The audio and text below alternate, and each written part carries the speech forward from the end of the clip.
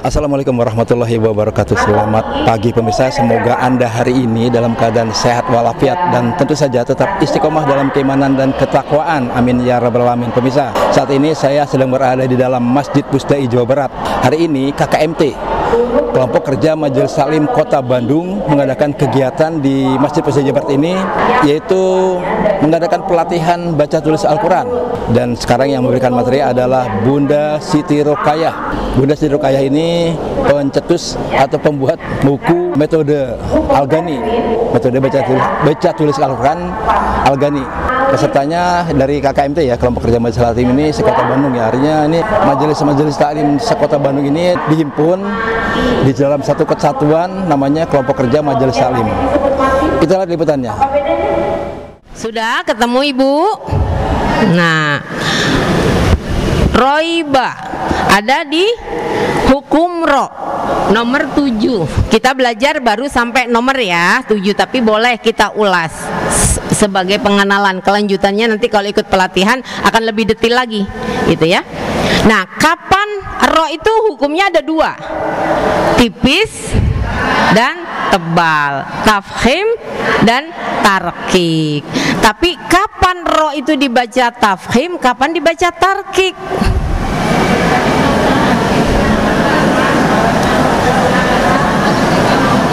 Satu-satu ya. Nah, kita lihat di sini. Ro itu akan dibaca tebal saat ro itu berharokat fathah dan dhamma atau dhamma. Kalau dibaca tipis kalau harokatnya kasro. Bagaimana kalau ro-nya sukun?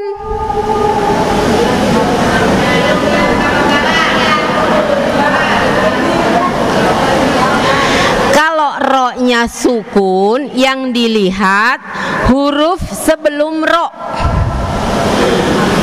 Huruf sebelum ro-nya berharokat fathah atau dhamma, maka ro-nya dibaca tebal, ar, ur. Tapi kalau sebelumnya hurufnya berharokat kasro, maka ro-nya menjadi dibaca tipis, ir, ya. Bisa difahami ibu-ibu? Bisa, pelan-pelan aja ya. Nah, udah berarti udah bisa buka buku ya, udah lincah ya nyari ininya, nyari poin-poinnya. Sekarang roiba itu ada fathah ketemu ya mati. Kalau matobi'i, kalau fathah ketemu alif. Tapi kalau fathahnya ketemu ya mati atau wawu mati, bacanya ai atau au, itu disebut harful lain kalau di tengah-tengah. Jadi itu cikal bakal mat lain kalau dibacanya berhenti atau dimatikan. Misalkan la roib, panjang, ada matnya. Kalau masih harful lain dibacanya hanya lembut aja, tapi tetap satu ketuk gitu ya. Nah, itu bagian dari mat sebetulnya, tapi kayaknya di sini nggak ada deh di buku ini. Tapi mat lain ada, tapi harful lain belum ada di buku ini. Jadi itu diketahui aja kalau harful lain itu masih calon mat kalau di tengah-tengah. Tapi kalau kita bacanya berhenti, maka dia akan menjadi mat lain. Bisa ibu? Bisa.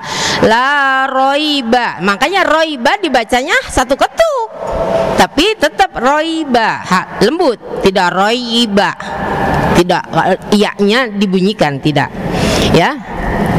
La roiba fihi, fi 10, apa namanya?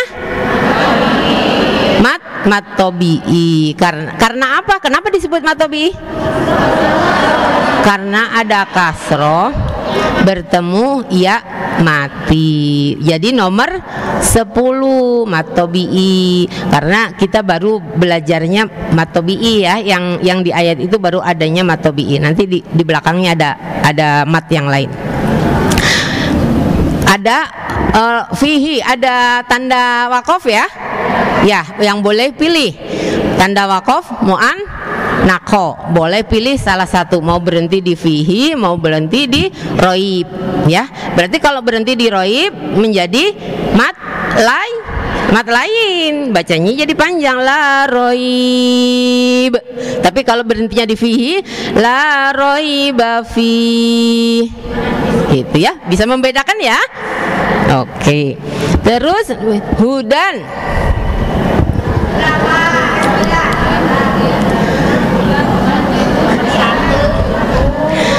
Nomor 9 nomor apa?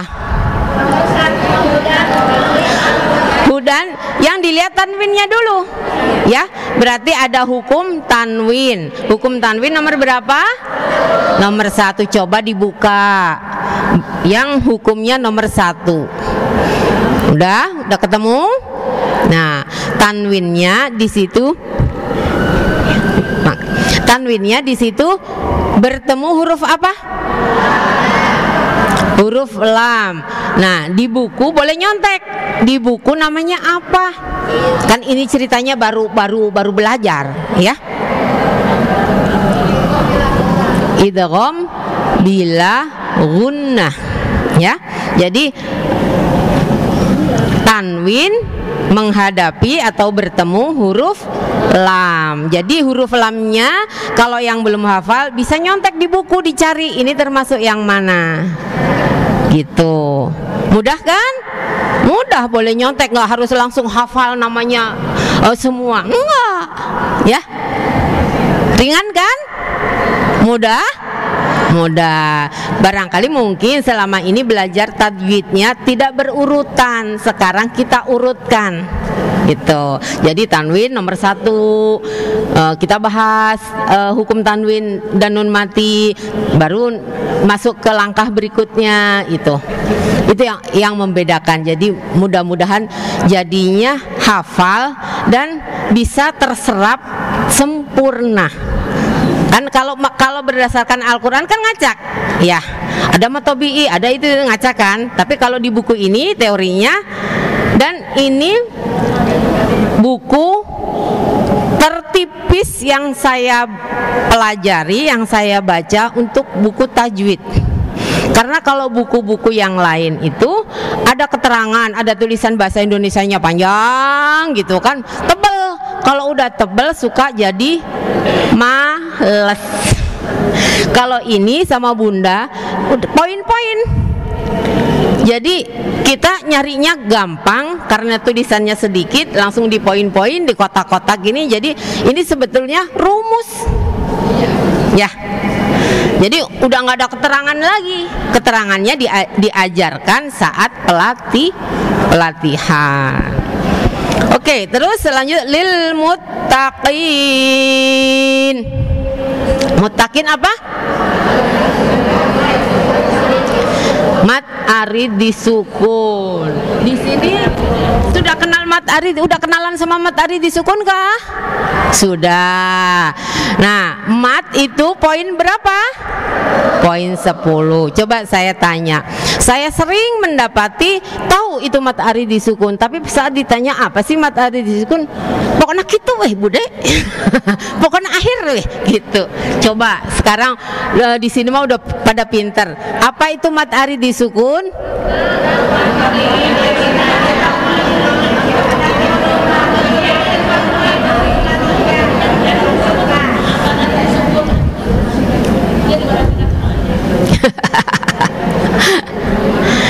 Ada lagi yang mau jawab? Mat arid disukun itu apa definisinya?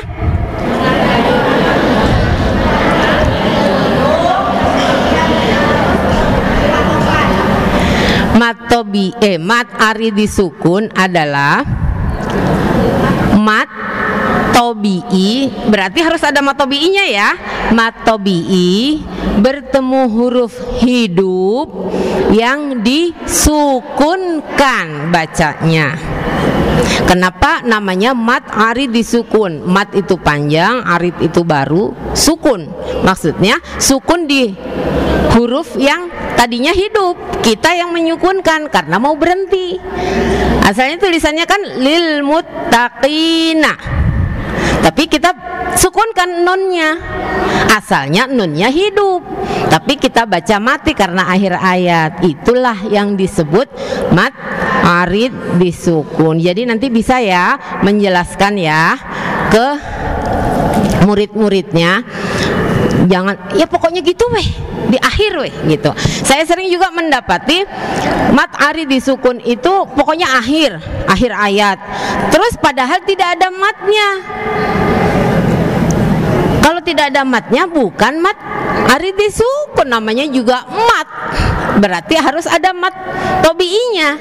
Mat tobi'i bertemu huruf hidup yang disukunkan atau diwakofkan bacanya karena akhir ayat. Kenapa diwakofkan? Karena akhir ayat. Tapi tidak semua akhir ayat diwakofkan.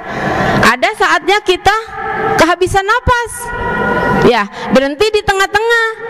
Posisinya mat arid disukun, berarti tetap cara bacanya harus sesuai dengan mat arid disukun, panjang gitu. Jadi tidak terpaku dengan buledan. Ya, kalau kita bacanya disukunkan karena kita kehabisan napas, maka hukumnya menjadi mat arid disukun. Gitu. Kirain teh enggak ya. Kirain teh yang menentukan itu tanda wakof. Kan kita mau wakofkan di tengah-tengah karena enggak kuat napasnya. Berarti hukumnya hukum mat arid disukun yang dipakai. Gitu. Ya. Nah, untuk terus yang terakhir tanda wakof ya. Berarti ada di poin 8.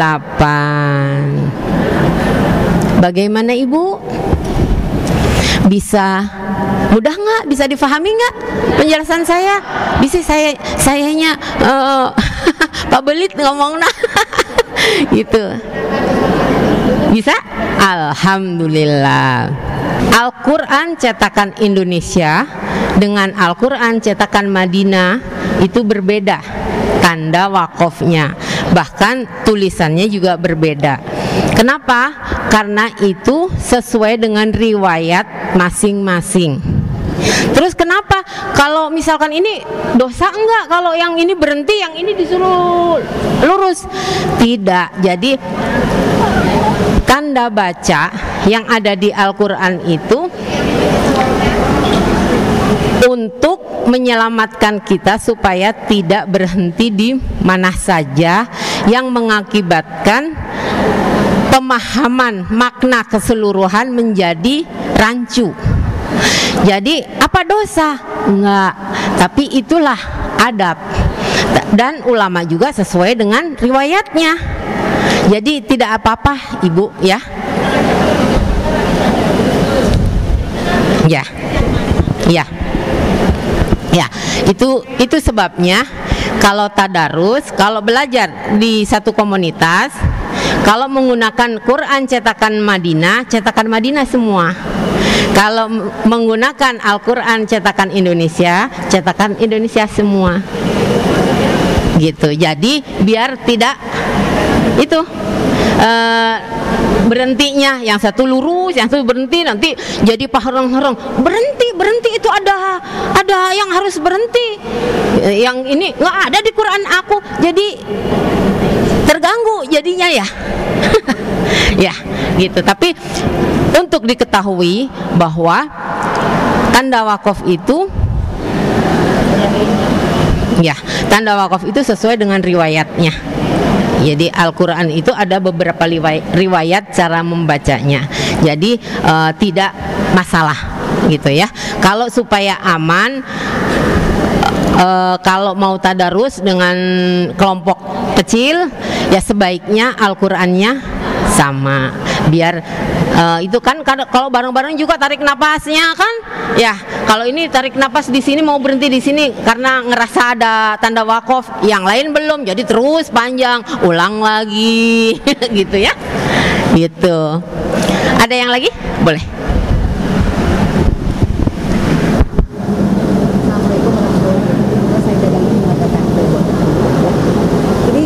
Biasanya tuh kalau misalkan pelatihan dengan dosen kayak gitu itu kan untuk kalau misalnya bacanya mereka tuh benar-benar udah nggak mau tahu deh bentuknya, tapi bacanya gimana? Ya, kalau yang ya, ini ada pertanyaan dari Ibu, bagaimana kalau yang kita ajar itu udah ibu-ibu sepuh dan nggak mau mikir, maunya gimana cara bacanya, gitu kan? Pengen bacanya benar aja. Ya, kalau itu untuk membaca aja berarti tadarus kita betulkan. Tapi kalau dia sendiri saat di rumah tidak ada pendamping, bisa nggak? Ya, karena dia tidak tahu teorinya, gitu. Makanya di sini dimudahkan kalau untuk yang seperti itu, mangga sampai ke angka aja. Angka aja dulu, nggak usah ngapalin namanya. Ya, jadi nanti udah pede bahwa aku udah belajar tajwid, satu kali pertemuan udah bisa aku belajar tajwid, gitu kan? Nah, itu aja sampai di situ dulu, sampai hafal. Nanti silahkan kalau melanjutkan untuk namanya, silahkan buka buku. Jadi nyontek aja, nggak apa-apa, gitu. Tapi, nah kalau yang seperti itu hanya untuk diri sendiri ya Bu ya. Nah, Ibu bisa ngaji untuk diri sendiri, tapi tidak bisa mengajarkan untuk orang lain. Sedangkan mengajarkan Al-Quran itu jariah yang tercerdas, Bu. Kalau kita ngaji sendiri, sehari 1 juz lumayan ya, ngapa-ngapa. Tapi kalau kita ngajarkan 1 ayat kepada seseorang dan dia seumur hidupnya membaca bacaan itu, kita nggak baca di rumah juga terus mengalir. Nah, kita ingatnya itu yang menjadi motivasi kita, bahwa ini itu Allah ngasih kesempatan amalan tercerdas, kerja sedikit pahalanya banyak dan tidak berbatas, terus mengalir sampai kita nggak ada. Bisa difahami ya Bu ya, kasih pengertian ibunya pelan-pelan aja. Kalau masih belum mau ngapalin apa itu mat jaiz, apa itu mat wajib, nggak apa-apa, hafalin angka aja 1 sampai 10, sampai di situ aja dulu, sampai leneng. Sampai udah akhirnya kan dia juga bosen ya. Ya, kalau kita belajar itu terus sampai di angka terus, pasti ada keinginan, apa sih di balik angka itu? Apa sih, pengen tahu apa? Mat aja, mat sebutnya mat aja. Ternyata mat far itu ada 14, banyak. Lama-lama udah mat tobi itu udah, apalagi mat tobi banyak banget ya di Al-Qur'an. Mat tobi udah ngelotok gitu kan. Nanti ada keinginan untuk selain mat tobi ada mat apa lagi yang bisa kita belajari. Mudah-mudahan Allah mudahkan, karena Allah berjanji bahwa Al-Quran itu akan dimudahkan. Kita harus yakin itu. Mungkin kita cari metodenya yang mudah difahami dan tidak, kan buku tajwid itu suka tebel ya. Beli, teman-teman pada beli buku tajwid, ikut beli aja, tapi nggak dibaca, angger gitu ya. Nah itu sayang. Jadi Bunda membuat yang rumusnya yang diambil hanya intisarinya aja, tapi memang penjelasannya harus melalui pelatihan, karena kalau langsung baca aja gitu mungkin kurang paham ya gitu, makanya diadain pelatihan ya. Pendamping tolong bantu yang ngacung pertama ya. Nah, siapa yang sudah hafal 10 hukum tajwid tanpa melihat buku. Boleh ke depan boleh. Boleh biar disut sama AA-nya. Sak, mangga. Ini apa itu?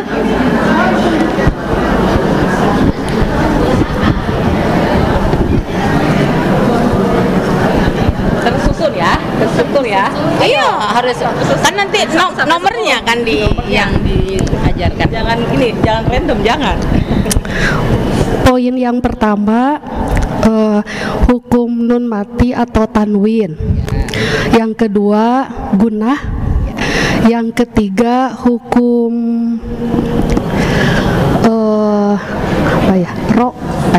hukum Apa ya?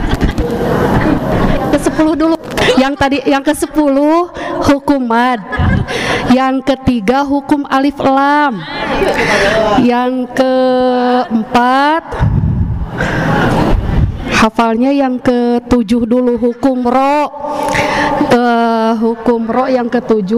Kemudian yang ke-8 tadi hukum wakof atau berarti yang keempat yang belum ya? 4, 5, 6 4, 5, 6 4, 5, 6, 9. Apa hafalnya tidak tersusun nggak apa-apa. Coba. Tidak tersusun. Apa lagi? Hukum lafaz Allah ya. Hukum mimati, qalqalah. Satu lagi ya. Yang ke-9 itu hukum macam-macam idgham, ada idgham bila gunah sama bigunah. Itu Susunnya diingat ya, susunnya ya.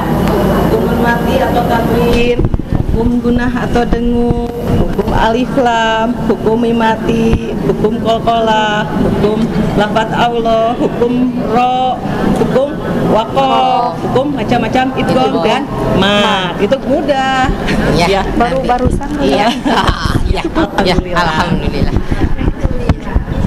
Ya, Terima kasih. Ya, mangga. Yang tadi tetehnya bilang nomor 9 macam-macam idgham biguna, idgham bilaguna, beliau bilang gitu ya. Saya luruskan, yang idgham macam-macam idgham itu di luar idgham biguna dan bilaguna, karena idgham biguna dan bilaguna itu masuknya ke poin 1 ya. Nanti ada idgham mutamasilen, idgham mutaqariben, idgham mutajanisen, itu yang nomor 9. clear tuh deh. Iya. Satu lagi apa ya? Itu aja. 8 tanda panjang. Itu dari BTK kan? Kita murajaah. Jangan nanti tajwid udah pinter lupa yang kemarin gitu ya. Kita murajaah. Siapa yang bisa menyebutkan 8 tanda panjang di BTK? Yo, udah diajarkan belum? Mangga.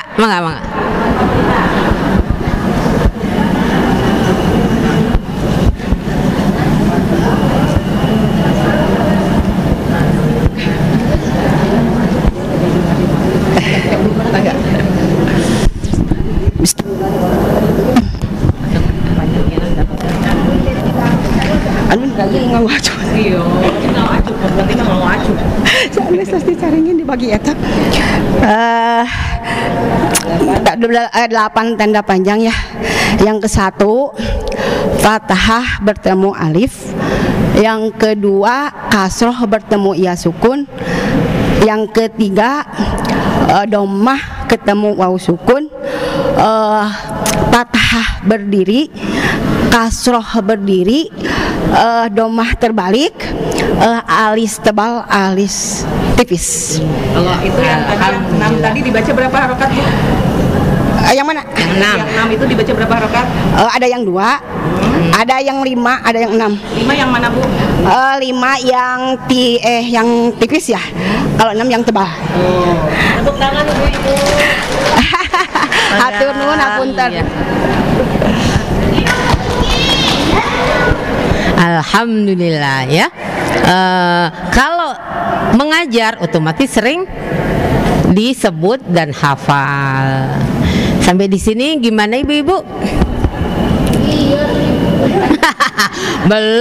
belum liar, baru angka. Iya, nanti. Nah, kalau misalkan ingin detil lagi, menguasai dan berulang-ulang dan diulang-ulang, nanti apa yang poin 10 itu ada berapa, satu-satu dibahas ya.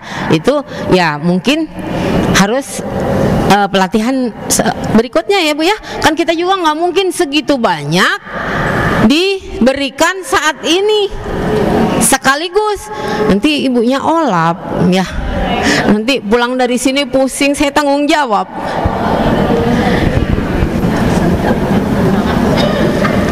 Nah, kurang tahu saya, nanti mungkin ada pemberitahuan dari mana ya, kurang.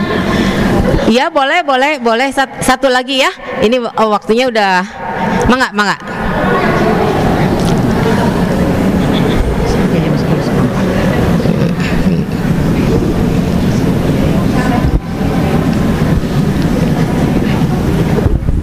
Assalamualaikum warahmatullahi wabarakatuh. Saya Lia Mulyani dari KKMT Bandung Wetan. Ibu, kebetulan saya guru ngaji anak ya. Saya menerangkan bahwa jika ada huruf bertasdid, kalau di sini apa namanya masuknya ke hukum, karena saya dari warotilil rot yang ro ketemu tak bertasdid. Saya menerangkan ke anak-anak itu guna asliyah. Nah, terus satu lagi gunah musyaddad, ada gunah asliyah. Nah, di sini kebetulan di tasdid itu tidak ada, jadi saya ingin penjelasan lebih lanjut untuk gunah musyaddad dan juga gunah. Terima kasih. Wassalamualaikum warahmatullahi wabarakatuh. Ya.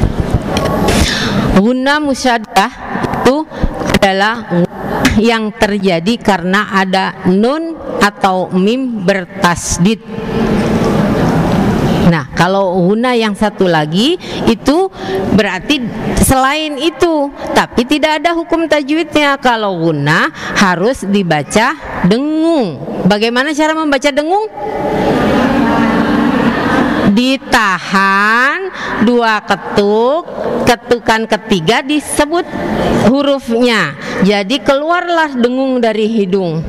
Itu cara membacanya. Kalau selain itu bukan guna hukum tajwidnya, hanya tasdid. Nah, itu cara membaca tasdid bagaimana?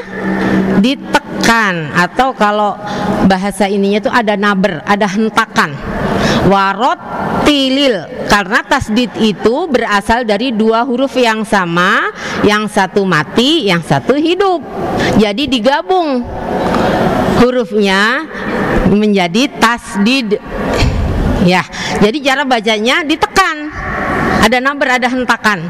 Warot tilil, jadi laksanakan dulu, tunaikan dulu yang huruf satu, yang satu yang sukunnya. Warot, nah kedua baru tak yang kedua. Itu yang aslinya, tapi tulisannya menjadi tasdid ya. Jadi warot tilil, tapi tidak ada hukum tajwidnya. Tidak dengung, tidak apa, cuma hanya ada hentakan aja, ada naber aja. Tapi kalau guna musyaddah itu guna terjadi karena tasdid di huruf mim atau nun. Yang di poin berapa? Poin 2. Dengung atau guna itu ya. Mungkin hari ini sampai di sini. Barangkali mudah-mudahan ibu juga sehat, saya sehat, semuanya sehat, kita bisa bertemu kembali.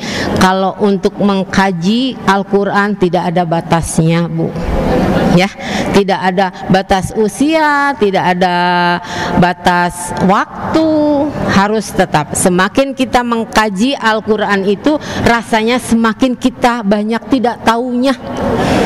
Oh gitu ya, oh gitu. Nah itu juga yang saya rasakan. Jadi apapun yang ada di sekitar Al-Quran itu menarik.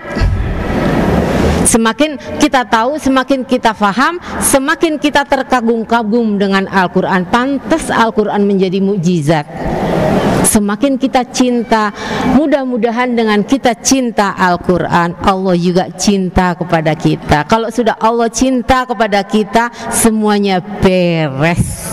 Untuk saat ini saya cukupkan sekian. Mudah-mudahan Ibu bisa mengerti, bisa menerapkan, dan bisa bersemangat terus untuk belajar Al-Quran, karena kita awet muda dengan Al-Quran, gitu ya. Selain itu saya ucapkan terima kasih Ibu udah hadir ke sini, dan mohon maaf lahir batin barangkali cara penyampaian saya atau kata atau tindak tanduk saya ada yang kurang berkenan, mohon dimaafkan lahir batin ya. Wabillahi taufik wal hidayah. Wassalamualaikum warahmatullahi wabarakatuh. Assalamualaikum warahmatullahi wabarakatuh.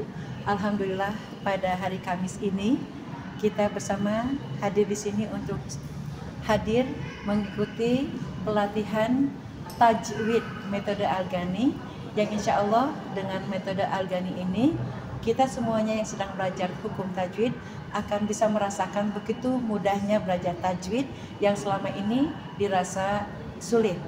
Dan mudah-mudahan dengan metode Al-Ghani yang dihadirkan untuk masyarakat Kota Bandung untuk dapat mengenal hukum tajwid dengan mudah dan menyenangkan, akan kita dapat dari kelompok besar KKMT Kota Bandung.